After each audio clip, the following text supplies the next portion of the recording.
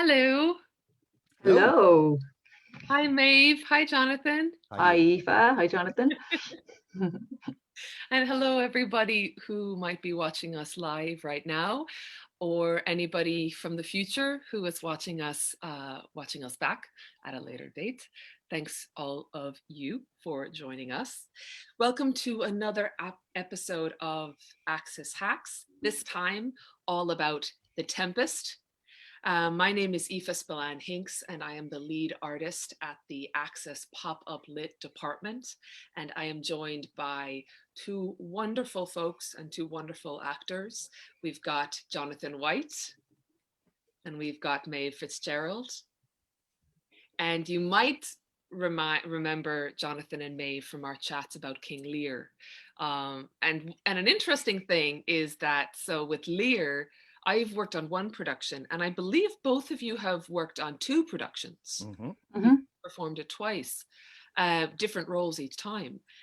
So with The Tempest, I'm pretty sure that all of us are fresh to it in terms of we've never worked on it. That's it. True. And I think I've picked up in my conversations with the two of you that you've had the same experience that I have, that it's been wonderful to do a deep dive with this play, hasn't it? I had never seen it live until 4 years ago. I mean, for such a central play in the Shakespeare canon, I confess I was only, sketchily aware of what went on and its power. But as you say, this past few weeks, taking the deep dive for this session has been a delight. Yeah. And and I suppose it's almost painful, or it's been almost painful for us to try to cut down what we were going to talk about this evening, right? Because we could kind of spend a week of episodes, if not a month, if not a year, talking about this play. And indeed, this will not be the only episode that the three of us do on this play. We had to do some bargaining for what scenes we would include. There were compromises made left, right, and centre. Because it's so rich, and the characters, there are character relationships that are so fascinating. And again, we met yesterday to speak about it, and we could still be talking about it today. It just the conversation kept growing and growing and growing. Yeah. And a lot of outside threads as well, right? We, I know Maeve, you really took a shine to the biographical possible connections in terms of when Shakespeare writes this. It's one of the later plays. Some people say it's the latest that he wrote on his own, but so that could be a whole series in and of itself, couldn't it? Absolutely, yeah. I think it's possible to read the play without the Prospero being Shakespeare slant on it, but I think when you read it with that in mind, it becomes an incredibly moving, poignant, enriching experience, particularly his later speeches, which we may get to at a later date. Yeah, I hope we do, because they're great to look at and to unpack on their own merits, and as you say, in relation to the writer's story. But even the whole setup of the play is the closest to the construction of a piece of theatre depicted on a stage in Shakespeare's writing. We have Prospero creating the Tempest of the title, and from his books, from his art, telling his story. So if that's not a parallel for playwriting, I don't know what is. Absolutely. And the play, and indeed what we're going to look at today, but the play as a whole is all about narrative, isn't it? And it's all about, we think about some of the stuff that we will touch on this evening, in terms of Prospero and Ariel. There's loads of stage management in it. There's loads of blocking, of choreography, whether or not people realize that they're playing out choreography. They're a part of a much bigger stagecraft that's going on. Yeah, Prospero is director, writer, stage manager, set designer, sound designer, lighting designer. He's all of the above. And in Ariel, he has an assistant director and choreographer. Whose head is wrecked. Who also is in charge of special effects. So. He just wants to go on his lunch break. Absolutely, absolutely. And one thing that I can't even, like, the three of us have unpacked, watched different productions and listened to different podcasts and read different articles and all sorts. And I can't remember who said this, but there's an essential need for both magic itself, as well as theater magic. And that there's this, people talk about when you're putting a production of this on, right, that you have to think about magic, as in how we think about magic, sleight of hand, things that people can't believe just happened in front of them, which is not always what we think about when we're talking about theater production and how people experience magical events on stage. So it's also interesting that, I mean, there's so much in the play that can be tied topically to the contemporary world in which it was written, but magic was a huge thing there. Magic was like a very cool subject in London at the time and at the court, and famous magicians were celebrated and talked about. So, the fact that that Shakespeare chooses a magician as his lead character is a huge contemporary chime with his audience. Brilliant, brilliant. And Maeve, one thing that you said to us yesterday as we were preparing for this was about all of the possibilities in putting on this production, or putting on this play. Yeah, it's not an original thought I had by any means. It's something that I picked up in a podcast, which was that of all his plays, I think this is the one that's most open to interpretation. And that you could, I think the person said there are as many interpretations and valid interpretations of this play as there are snowflakes. And I mean the good type of snowflake, the snowflake that falls from the sky. In that they are all individual, beautiful, different, perfectly formed, and equally valid. Having watched several productions in preparation for this, that really proved itself to be true. There's a Globe production that you can watch online with Roger Allam and Colin Morgan that very heavily leans into the comedy, whereas there's a production with Simon Russell Beale that very heavily leans into the vulnerability of Prospero. And watching them, they are both equally believable, valid, and the play is served fully in both of those interpretations. And I can't think of another one of his plays where that is as true. Because, and I think it's probably because the character of Prospero is infinitely complex. And the more that you dive into him, and I mean, Prospero, I don't want to say Prospero is the Tempest, but he creates the Tempest. So I think that those possibilities come from the possibilities of him as a character. And also Caliban, who we'll discuss at a later date, also has a huge amount of possibility of interpretation there. But Prospero, you can say, is he driven by vengeance, love, guilt, all of the above, none of the above. I've seen it played in many ways, and there is a huge scope for choice for the actor, for the director. So that's what I think makes it incredibly exciting, because I don't think The Tempest could ever be done to death. I think every production will bring something incredibly fresh to it, depending on the acting, the choices. So that's why it was so refreshing to come to this new, because it's not, I don't think it's one of the plays that, I know it's on the syllabus now, but it's not one of the ones that is in kind of our canon of familiarity, which is why it was so nice to come to it fresh. I'd only seen it once live a long time ago. So that's a very roundabout way of saying, Aoife, that yes, I think that this play has a huge scope of possibility, and therein lies the magic, because it's mercurial. There's nothing definite about it. It changes as the wind changes, as the production changes. And I think it's really important that you use that word valid interpretations.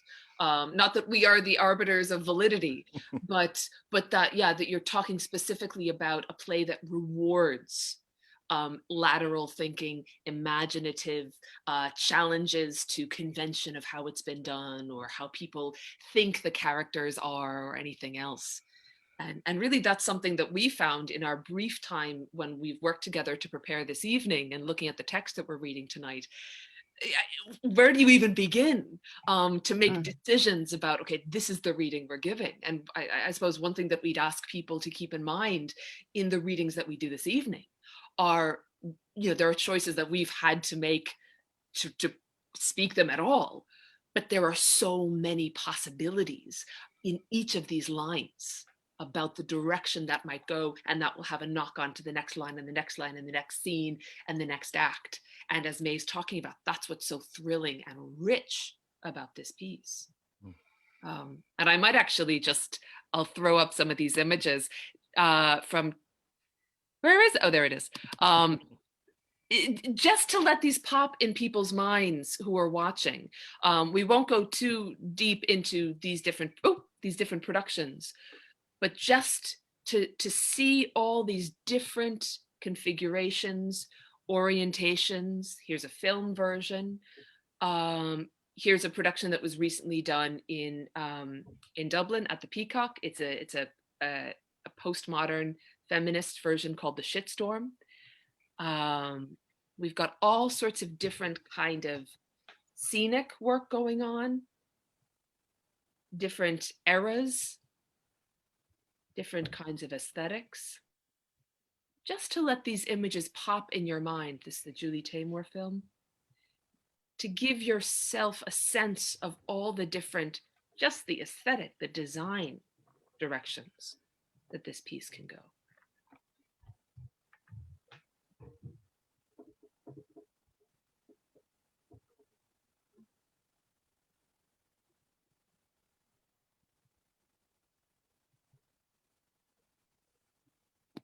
Cool.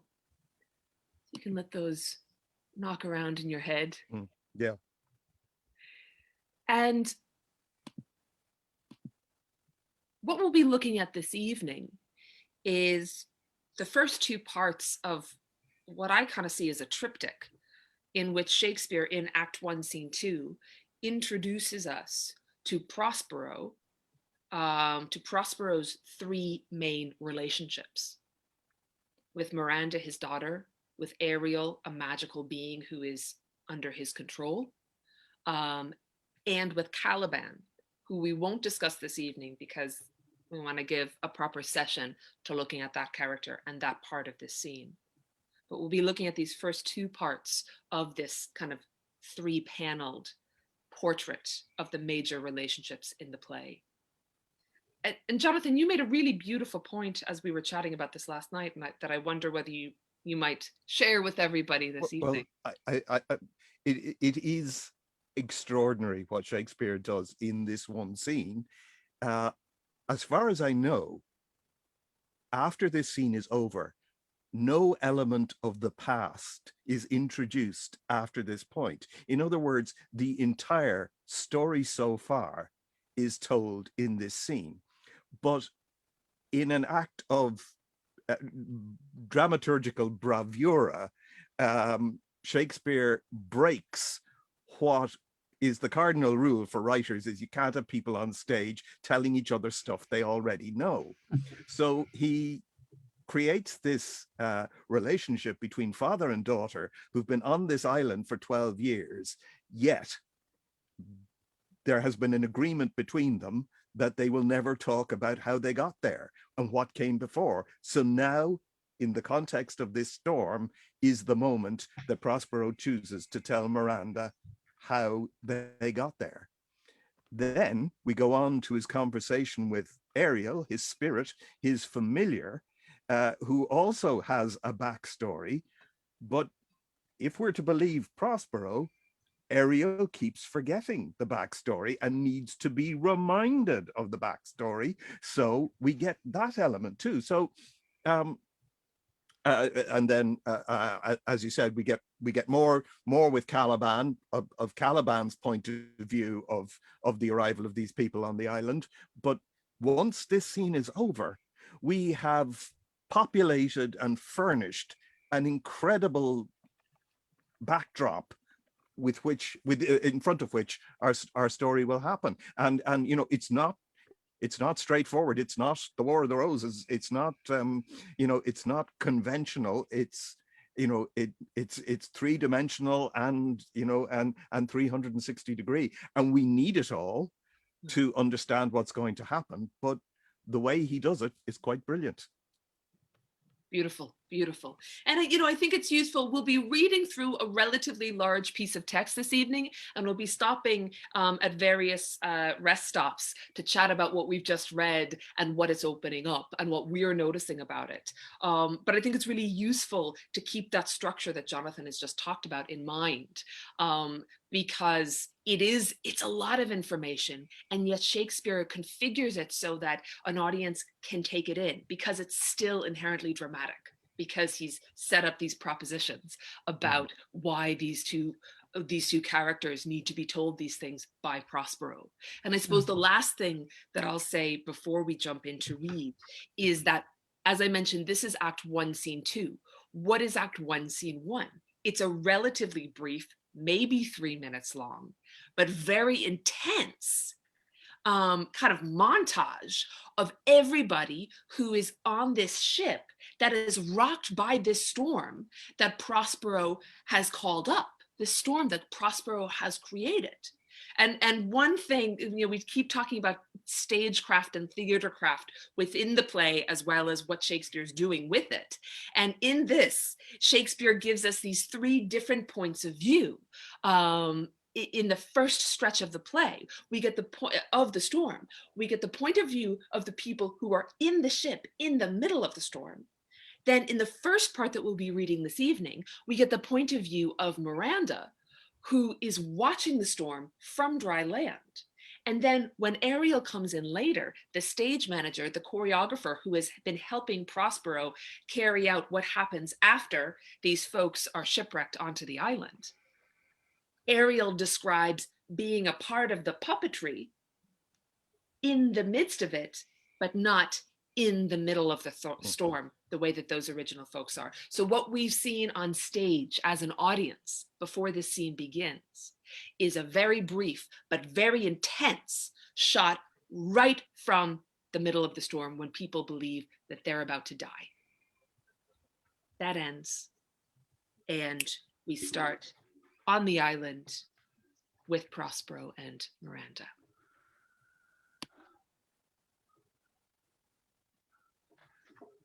If by your art, my dearest father, you have put the wild waters in this roar, allay them. The sky, it seems, would pour down stinking pitch, but that the sea, mounting to the welkin's cheek, dashes the fire out. Oh, I have suffered with those that I saw suffer.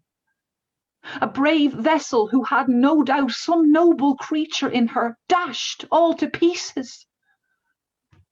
Oh, the cry did knock against my very heart. Poor souls, they perished. Had I been any god of power, I would have sunk the sea within the earth, or ere it should the good ship so have swallowed, and the frothing souls within her. Be collected. No more amazement. Tell your piteous heart there's no harm done. Oh, woe the day! No harm. I have done nothing but in care of thee, my dear one, thee, my daughter, who art ignorant of what thou art, not knowing of whence I am, nor that I am more better than Prospero, master of a full poor cell, and thy no greater father. More to know did never meddle with my thoughts. 'Tis time I should inform thee further. Lend thy hand, and pluck my magic garment from me. So, lie there, my art. Wipe thou thine eye. Have comfort. The direful spectacle of the wreck, which touched the very virtue of compassion in thee, I have with such provision in mine art, so safely ordered, that there is no soul, no, not so much perdition as an hair, betid to any creature in the vessel which thou heardst cry, which thou sawest sink. Sit down, for thou must now no further. You have oft begun to tell me what I am, but stopped and left me to a bootless inquisition, concluding, stay, not yet. The hour's now come. The very minute bids thee ope thine ear. Obey and be attentive. Beautiful, beautiful. Well, so tell us a bit about what we've just heard. What's gone on between father and daughter? Well, Miranda is begging her father to use his magic for good, not for bad. She suspects, as you rightly said yesterday, Aoife, she uses the word if to begin. So she's not going in guns blazing saying, I know you've caused this storm. She's saying, if you've done this, please stop. Allay them, full stop. And she goes on to tell him what she's seen and the effect that it's had on her. And also the fact that she brings up with him that there were probably people on that ship, Dad. We haven't seen people in 12 years. Why do you want them to die? And there's confusion and anger and frustration and sadness and pity all wrapped up in that first speech. Ultimately, she doesn't know why he's doing what he's doing, but all she knows is that she wants him to stop.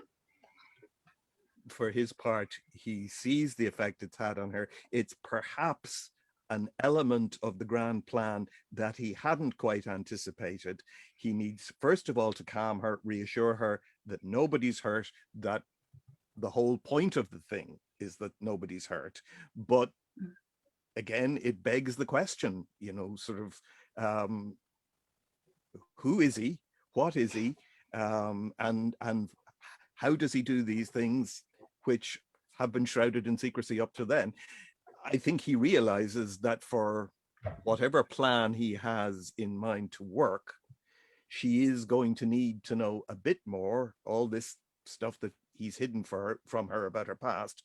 So I guess there's no time like the present. So sit down and I'll tell you a story. You won't believe it. She says, but you've started to tell me this story before, and then you've said, actually, no, now's not the time. So is it going to be another time like that? What's different now? Yeah, absolutely. Absolutely. And of course he responds, okay, now the hour has come. Now it's the time. And again, just in that little piece of text that we've just read, so many different possibilities of how to play that, right? Where is Miranda in terms of her development? She's a teenager. Where is she in terms of the challenging of her father, or the playing along, or all the different parts? How much does she know? How much does she pretend not to know, or actually not know? And just to point again towards the kind of the stagecraft within the action of the play, within the action of the characters, the way that Prospero sets her up as the audience. And sets himself up on the stage. And as Maeve pointed out, we have this first word, if, that Miranda starts with. And she refers to his magic as if by your art. So we immediately connect magic with art, with artistry. There's a lot of, again, we could spend the whole session just on that line, but just to keep those things pinging as you're hearing words or references to art, to creation, to performance, to theater, to storytelling. It's definitely how Prospero refers to and thinks about his magic is his art. He consistently refers to it as art. And it's very much drawn, as we'll see, from his books. And we'll go on to find out that he's spent a lot of his life in study and is a bookish man. In fact, Peter Greenaway's version of the story was called Prospero's Books, and is shot through with these magnificent depictions of various kinds of books that Prospero might have had in his cell and is relying on for his art. Beautiful, beautiful. Yeah, we think about Prospero now. If we have images, again, it's like we have images of King Lear, whether or not we know the play, from culture, from just being around in the cultural landscape that we exist in. We might have images of Prospero. We don't always think of him as related to his books, but of course, that's where the magic is coming from. Caliban says he's nothing without those books. He's adult like me without his books. Mm, mm, so yeah. they're very important. Yeah. Mm. Okay, lovely. Let's take it again from The Hours Now Come, please, and we'll go on.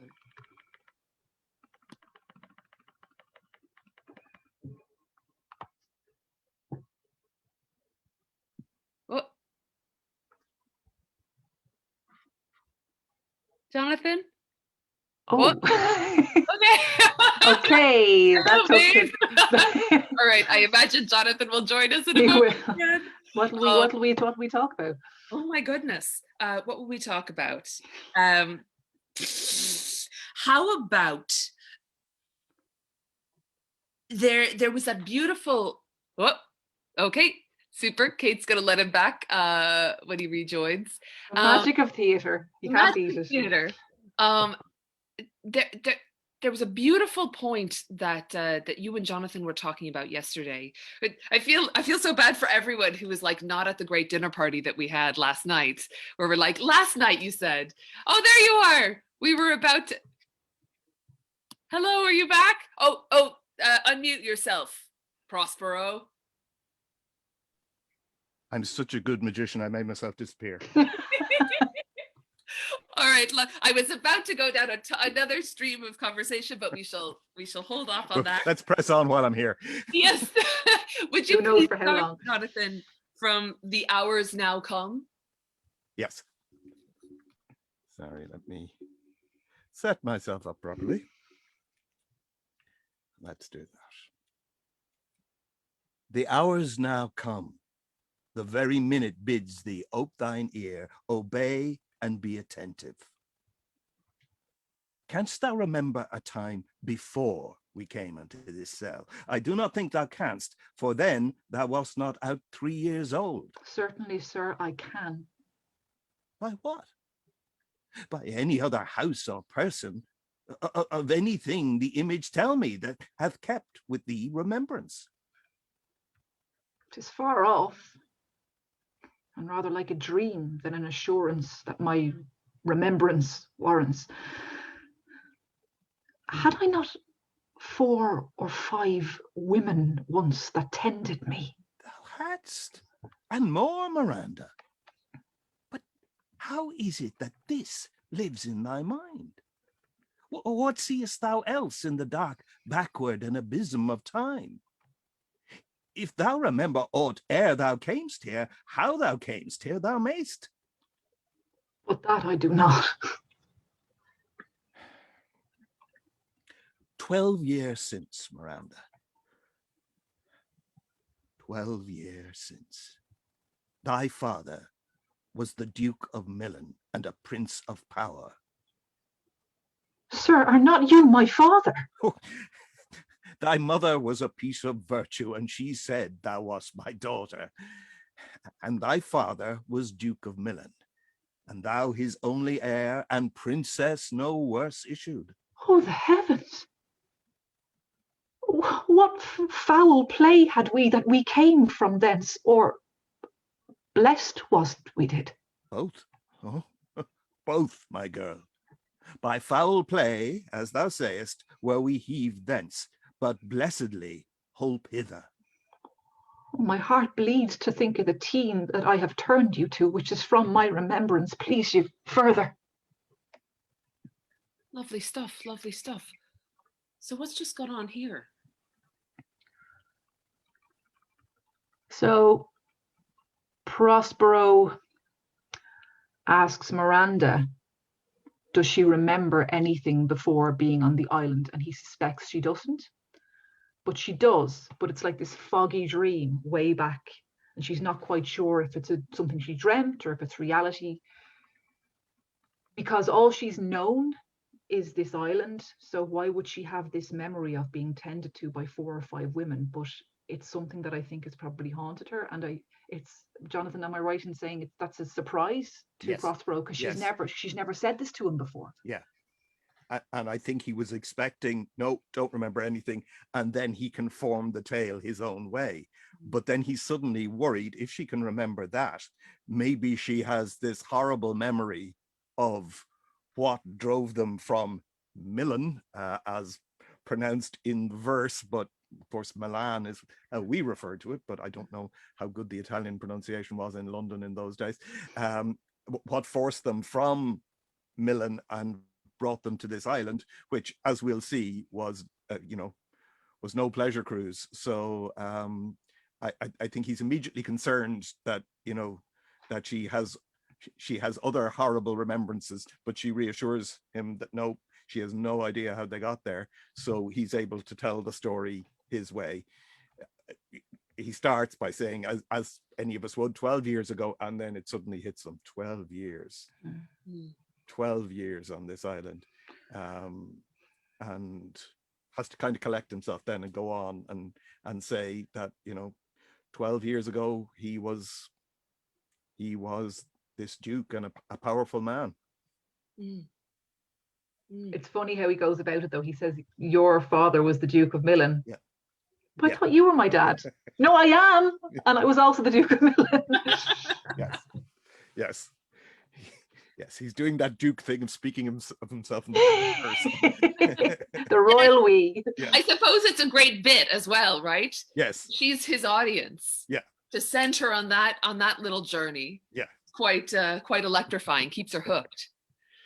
And that definition of one thing being both good and bad at once. Yeah. When she talks about what foul play had we that came from hence, or blessed wast we did. And Prospero says it was both foul play and a blessing that we came here. And that idea of the duality of things being more than one thing, and things being the light and the dark, I think is something that is important for Shakespeare to plant so early in the play. And then she goes on to say, oh, I'm sorry that you have to tell me this story that I don't remember, but please keep going. Yeah. Brilliant. So yeah, she's just said, please keep going. So let's keep going. Prospero. Okay. My brother and thy uncle called Antonio, I pray thee mark me, that a brother should be so perfidious. He whom next thyself of all the world I loved, and to him put the manage of my state. As at that time, through all the signories, it was the first, and Prospero the prime duke, being so reputed in dignity, and for the liberal arts without a parallel, those being all my study. The government I cast upon my brother, and to my state grew stranger, being transported and wrapped in secret studies. Thy false uncle, dost thou attend me? Sir, most heedfully. Being once perfected how to grant suits, how to deny them, who to advance and who to trash for overtopping, new created the creatures that were mine, I say, or changed them, or else new formed them, having both the key of officer and office, set all hearts i' the state to what tune pleased his ear, that now he was the ivy which had hid my princely trunk and sucked my verdure out on't. Thou tent'st not. Good sir, I do. I pray thee mark me. I, thus neglecting worldly ends, all dedicated to closeness and the bettering of my mind with that which, but by being so retired, or prized all popular rate, in my false brother awaked an evil nature.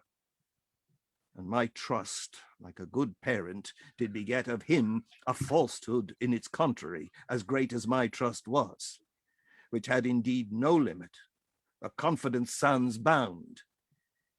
He being thus lauded, not only with what my revenue yielded, but what my power might else exact, like one who, having into truth, by telling of it, made such a sinner of his memory to credit his own lie, he did believe he was indeed the Duke. Out of the substitution and executing the outward face of royalty with all prerogative, hence his ambition growing. Dost thou hear? Your tale, sir, would cure deafness. To have no screen between this part he played and him he played it for. He needs will be absolute Millen. Me, poor man, my library was dukedom large enough. Of temporal royalties, he thinks me now incapable.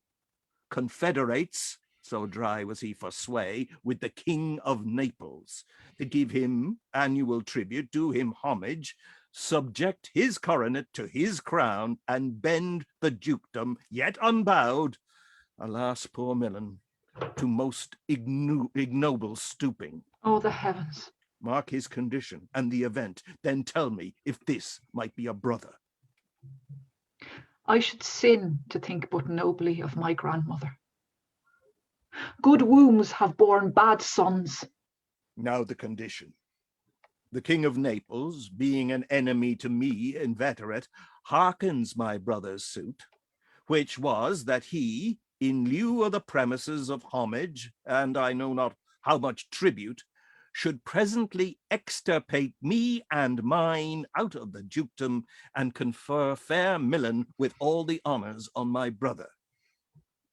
Whereon a treacherous army levied, one midnight fated to the purpose, did Antonio open the gates of Millen. And in the dead of darkness, the ministers for the purpose hurried thence me and thy crying self. Lack for pity. I, not remembering how I cried out then, will cry it o'er again. It is a hint that rings mine eyes to it. Hear a little further, and then I'll bring thee to the present business which now's upon us, without the which this story were most impertinent. Lovely, folks. Thank you. So what have we just touched on here? What's Prospero unfurling here in this? Well, it's quite a difficult plot dump, as it were, in that although he was a duke and a supreme duke, because of the power and the respect for Millen, his interests lay elsewhere than wielding power. He was, as I said earlier, a bookish man who, wanted to pursue his learning, and for his own convenience and for his selfish reasons, allowed his brother to rule in his stead. But unfortunately, the brother liked this arrangement far too much and was so intoxicated by power that he grew to believe that the power was his by right, and that Prospero was an obstacle. So did a deal, formed an alliance with an enemy of Prospero's, the King of Naples, which resulted in, for quid pro quo, the King of Naples, together with the Duke of Millen, presumably getting a mercenary army, who are allowed in at night by the brother into Millen, and Miranda and Prospero are basically bundled out of town. Yeah, and it's so interesting to, like the chunk of text that we just read, folks who are out there watching, that is generally, as Jonathan was pointing out when we were chatting earlier, heavily redacted. It's generally heavily edited and stripped back. The reason that we wanted to leave all of it in, first of all, is it's densely packed with all sorts of information that's not just about the plot. It's about some of the major themes that we get in the play, but it's got loads of useful, crucial information about these characters, and especially about Prospero, right? Because why does Prospero lose Millen? He doesn't lose Millen because his brother goes, I'll tell my brother that I'll look after things. And I have this whole scheme to steal the power from him. He loses power. Prospero loses power because he takes his eye off the ball. He's spending all of his time with his books, all of his time in his library. And so what do we see in this play? This Prospero that we see in the Tempest is a control freak, is making sure that nothing is not being kept. He's never not keeping an eye on anything having to do with the now very small part of the world and number of subjects that he has. But to know that that's his origin story, that he loses everything and Miranda loses everything and maybe gains everything if you think about coming to this island, but they lose Milan because he wasn't on it, didn't keep an eye on things. And that's a crucial part of his character now and what he does. It's also important that he articulates the wrong done to him by his brother and by the King of Naples, because when we encounter those two later in the play, we know what the stakes are for Prospero and what he needs to get past if he wants to move forward. Again, what we were saying about the entire stakes for the play are set up in this scene. You get everything. Yeah, absolutely. Absolutely. It's interesting. Maeve and I were talking about this yesterday.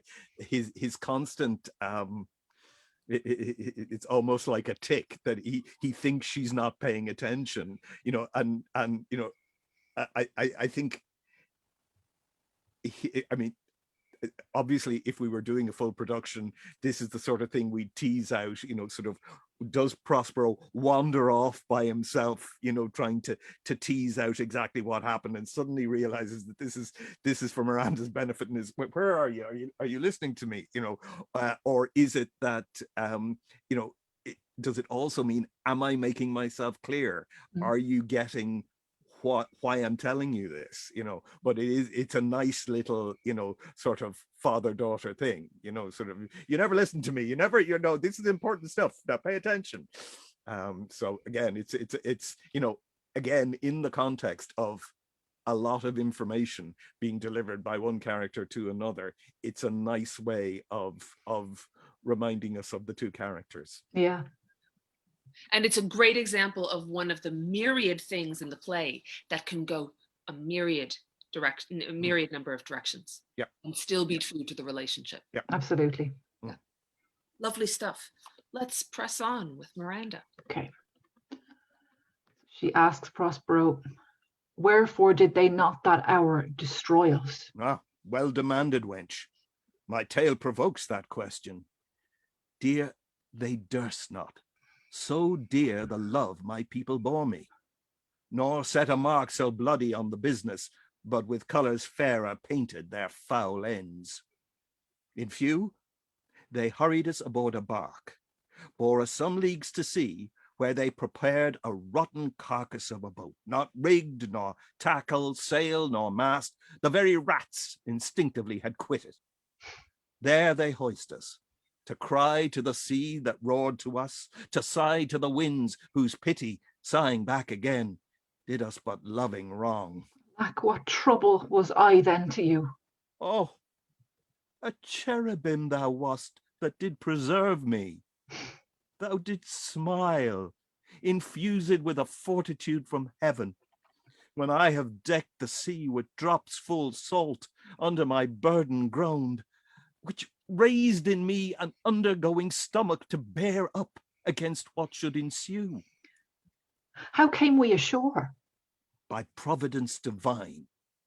Some food we had, and some fresh water that a noble Neapolitan, Gonzalo, out of his charity, being then appointed master of this design, did give us, with rich garments, linens, stuffs, and necessaries, which since have steaded much. So, of his gentleness, knowing I love my books, he furnished me from mine own library with volumes that I prize above my dukedom. Would I might but ever see that man. Now I arise. Sit still and hear the last of our sea sorrow.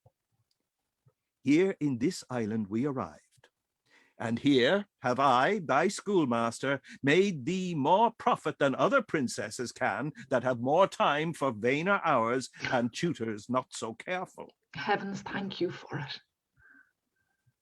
And now, I pray you, sir, for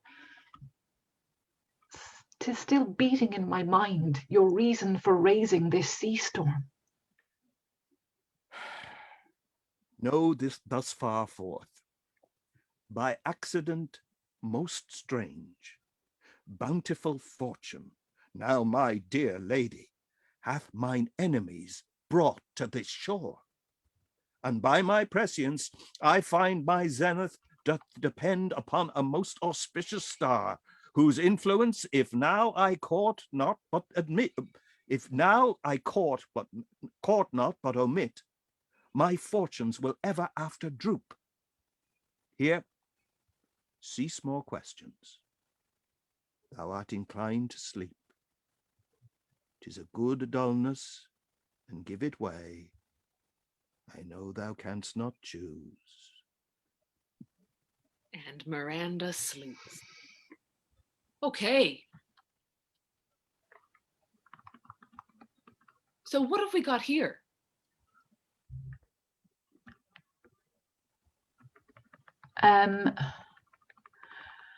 Prospero is describing their journey on this little wreck of an old, what would you call it? You wouldn't describe it as a ship, a raft. The very rats. Some versions don't say boat, they say butt. Almost like it's the bottom of a barrel they've been put out in. That's a great line, that the rats had the good sense to desert it,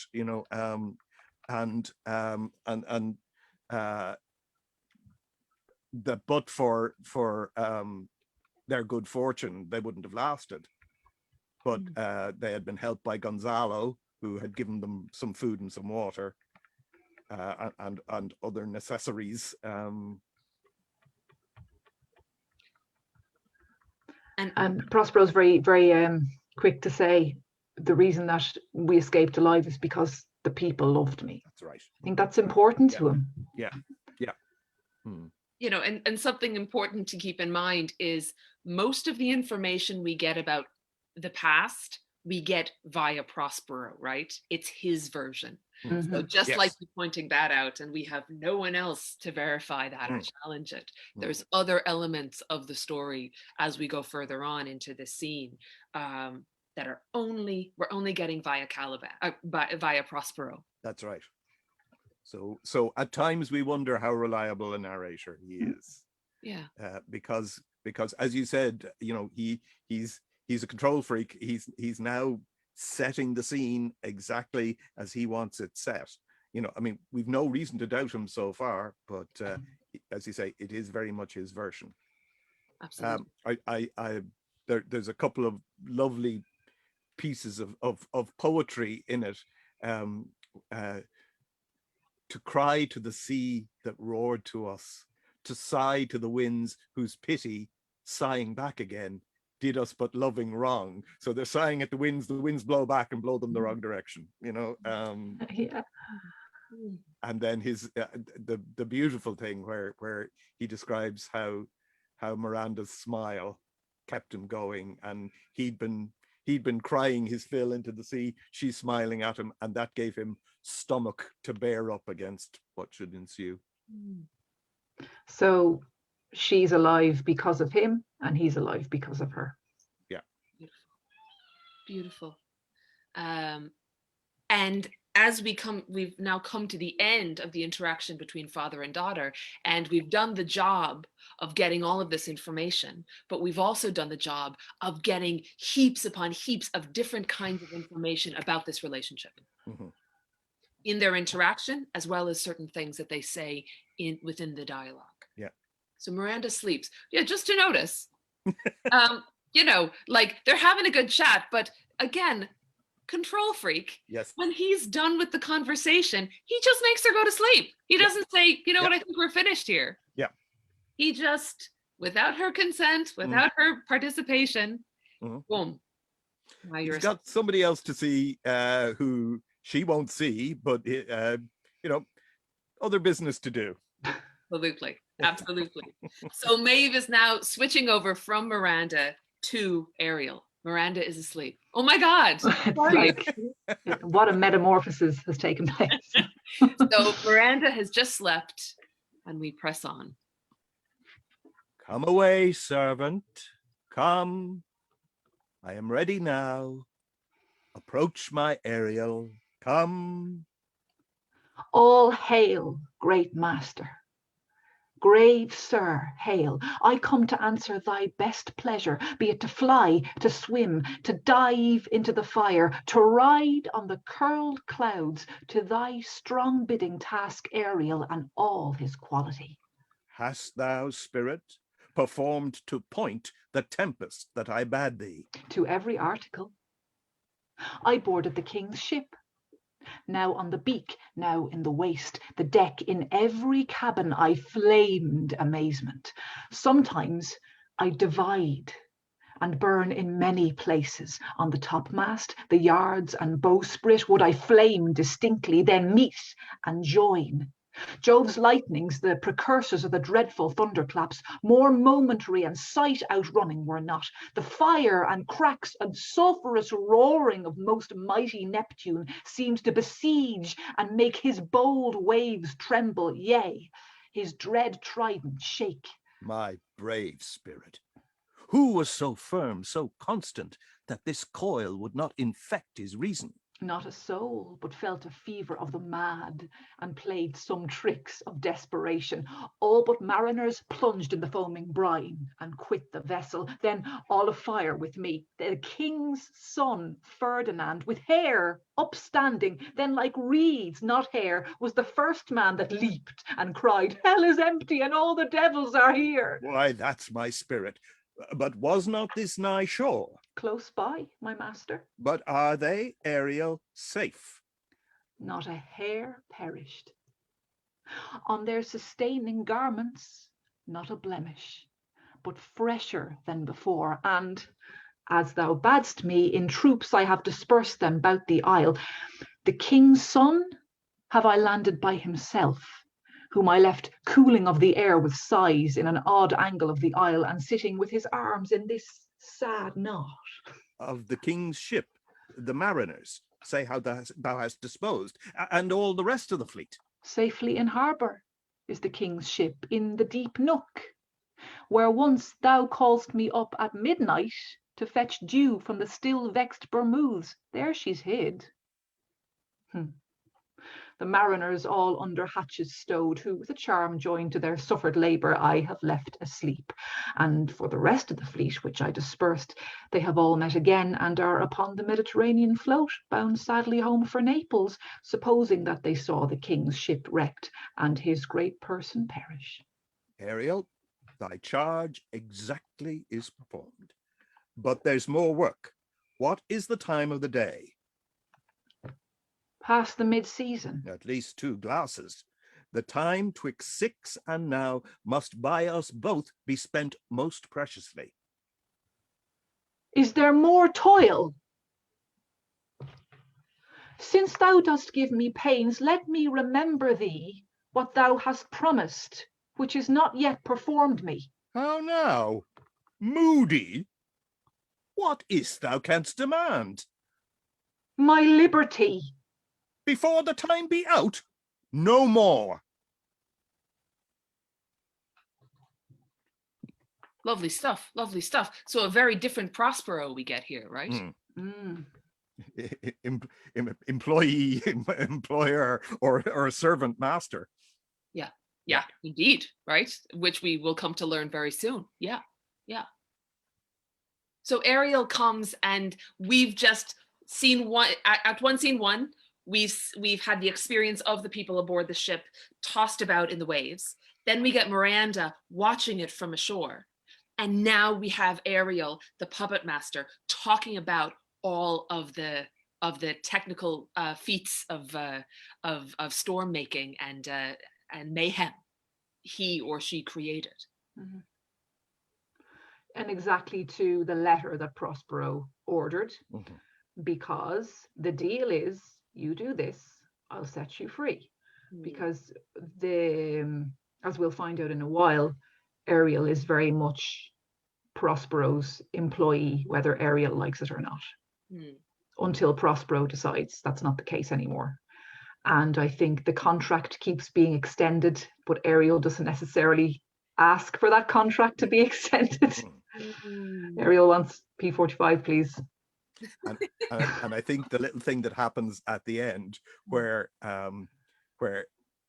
Prospero has set Ariel a task, Ariel performs the task, and Prospero goes, right, okay, the next thing you have to do is, and Ariel says, hang on a minute. I'm off the clock now. Yeah, I did all exactly. the stuff. I told you in a magical way how I did it. Give me a break. You promised. Yeah. Absolutely. And we've heard Miranda refer to Prospero's capacities in the supernatural realm as art. And now we've had Ariel refer to this same kind of work as toil. So it's interesting to think about, this is magic. It can feel very magical and fun and whatever else. But for Ariel, it is toil. It's work. Yeah. And this is the service. These are the services that this person, this spirit, this character he has to be continually rendering to Prospero, or else maybe some bad stuff will happen. Yeah.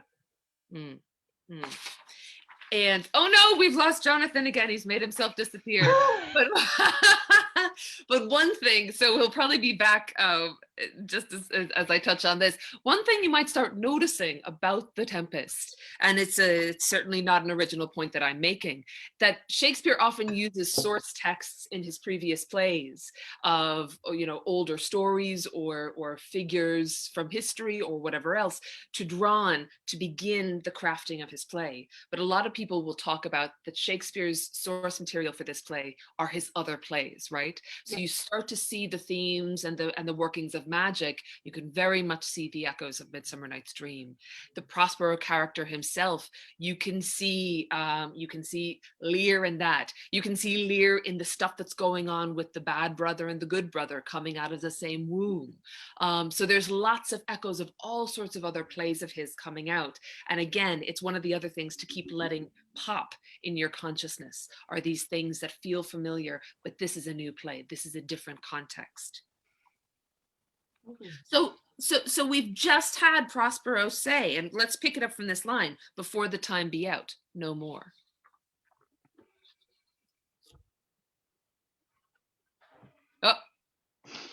Oh no! Prospero, Ariel, what have you done to him? Look, it's the magic. What can I say? I'm flaming amazement. Well,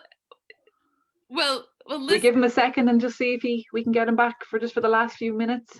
Absolutely. And if we're having more issues, we'll be passing into the next section of this scene the next time we meet. So we could always touch on Ariel again with that. Because Ariel in some ways straddles, we keep referring to Caliban and haven't talked a lot about him this session because he will be the stuff of next session. But Ariel kind of straddles the two other relationships. Might you say, Maeve? Yeah, it's a super complicated relationship I think Prospero and Ariel have. And I think we see different shades of it throughout the play, and I think their interdependency is apparent in various scenes. I mean, I think Prospero depends on Ariel more than for more than just magic, I feel. Prospero does say at the end, I shall miss thee, and Ariel does ask, dost thou love me, master? Prospero says, dearly. There's no reason to believe that's not true. So I feel that Ariel is a strange sort of support, and also at times something that Prospero can take his frustrations out on. We'll see later on in this scene how quickly he turns on Ariel. It's quite extreme.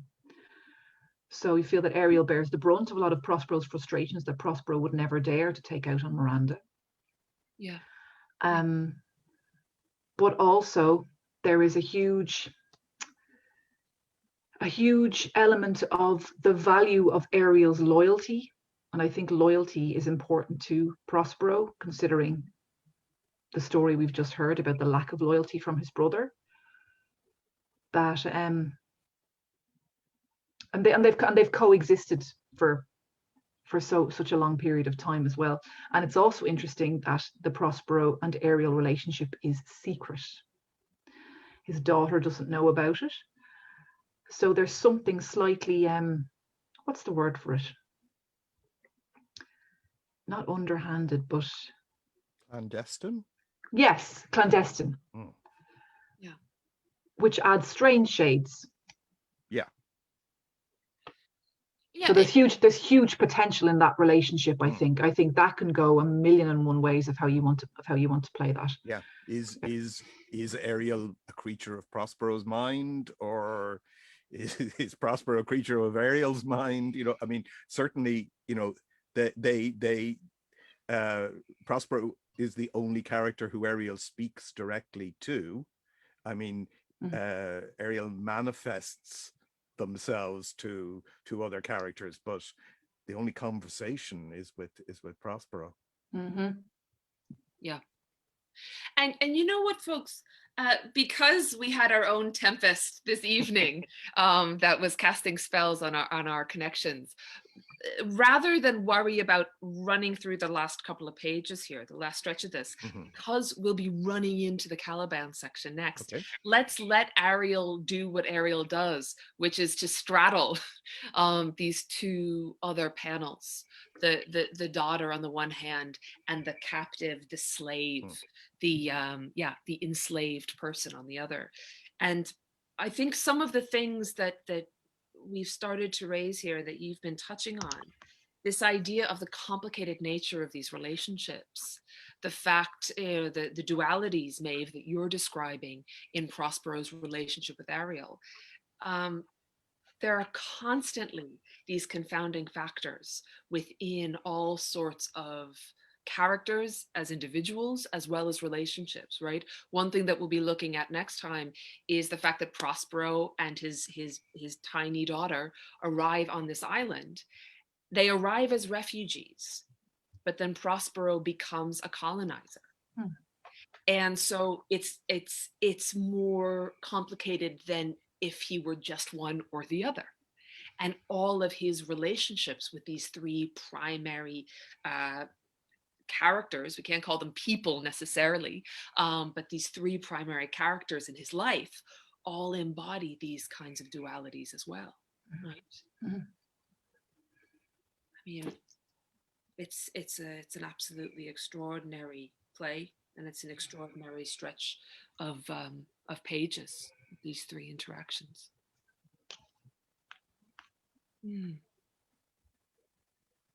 Anything before we finish up this evening? Anything else that's on your mind from what we've read this evening, or what we've brought up, or anything that we haven't brought up? Hello? Hello? Hello.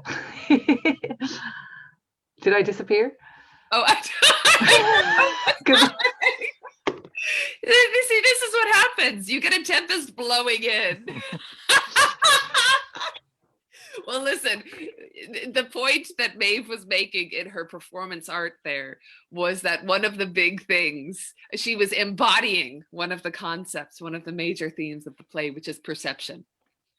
And the question of what do you see, what do you not see? Is what you've seen just what has happened? Or is it something that's been constructed by another in order to have something else happen, to induce you to do something, right? There's a lot of suggestion by putting people in circumstances. Jonathan, you were going to say something. I was going to say, I was never here tonight. The pair of you just conjured me up very imperfectly. Yeah, our magic, our conjuring skills. Your rough magic. Exactly.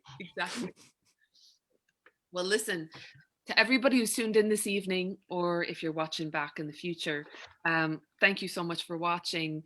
The hashtag is #AxisHacks if you want to pose any questions or give any feedback, any thoughts. any ideas for our onward conversations about the Tempest. But for now, I want to thank Maeve and Jonathan for joining me this evening, and to the spirits and the Tempest that has appropriately affected our dealings here. So until next time, thank you so much. Thank you. Stay safe, everybody. Take care.